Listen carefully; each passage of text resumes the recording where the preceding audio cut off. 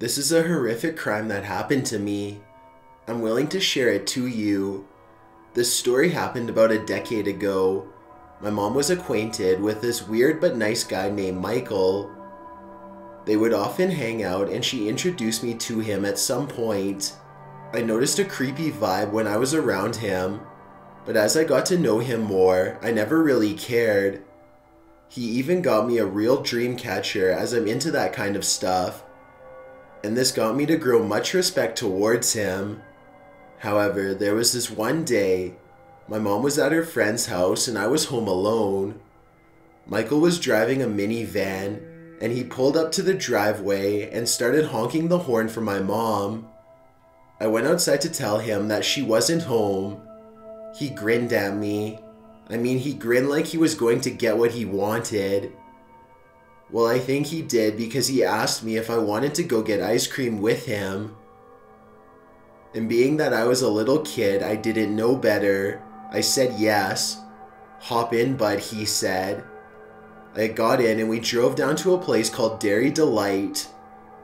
To be fair, we actually did get ice cream, but the car ride after that was just weird. We started driving in a direction I wasn't familiar with. "Where are we going?" I asked.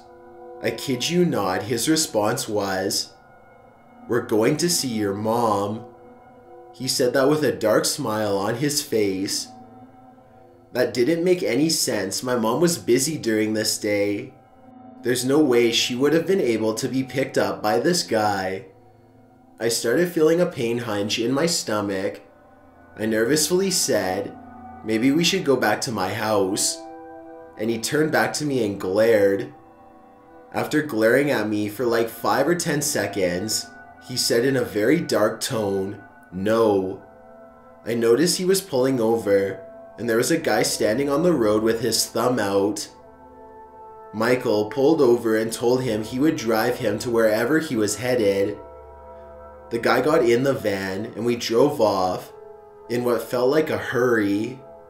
For the record, I was in the back seat. Michael and this guy both smiled and looked at each other, then at me. He was messy, wearing a stained green shirt and cuts on his pants. The two were talking back and forth to each other about stuff I don't even remember, but they seemed to be getting along like they knew each other. I already could tell that Michael knew this guy. He wasn't a hitchhiker. I was scared out of my mind. I wanted to go home. I failed to notice this earlier, but in the way back of Michael's van, there were pictures of what looked like young kids with their shirts off. What scared me straight was one of the pictures was of me. It looked like me walking home from school. I finally realized what Michael's true colors were.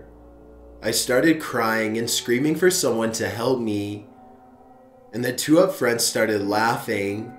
I saw a wrench that was on the floor of Michael's van. I quickly thought of what I had to do. I picked up the wrench and swung the van window open and screamed for my life.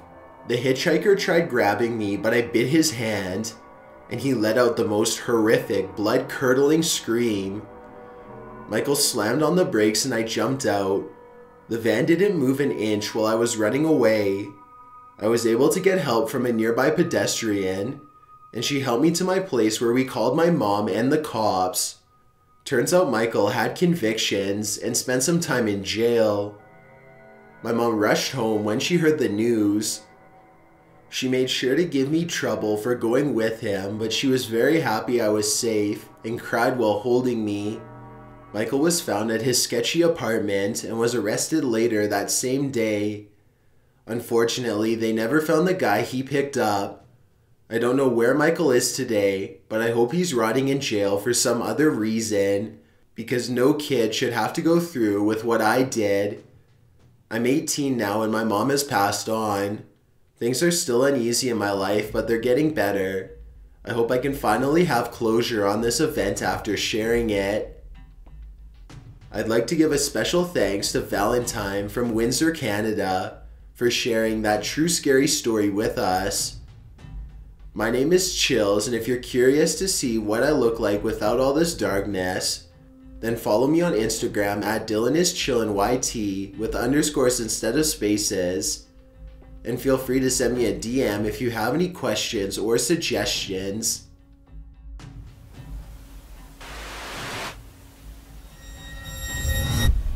Chills.